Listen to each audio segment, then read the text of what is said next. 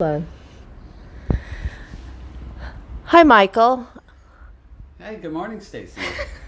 How are you today? I'm doing great today. I got a surgery at 11, so I don't have much time. Oh, wow. Well, we'll make this as brief as possible. But you were mentioning that on your Zoom class, that you learned something new about is it the amygdala, I believe? Yes, the amygdala. Okay, well, that's close enough. It's- Okay. It starts with an A. Uh-huh. Okay, well, so can you tell us a little bit about what you learned today in relation to that part of the brain and what it does? Sure. There you go. So the amygdala is right at the end between what we know as our brain and our brain stem, and it's part of our brain.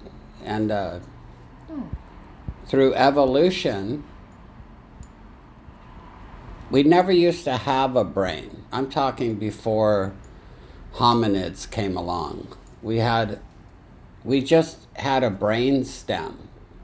And then the brain grew up into our skull. Wow.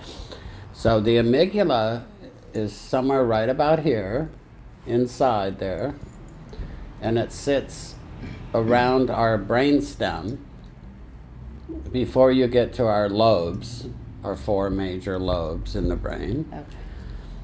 And it controls our fight or flee mode. Okay. So it decides, it's what tells us to run from trouble or to stand and fight. Right. Fight or flight. Fight or flight. And it's in all animals also. So that's why you don't mess with the bear when it has cubs, because its amygdala is super sensitive and it will stand there and die protecting its cubs. Okay. It also is in charge of facial recognition.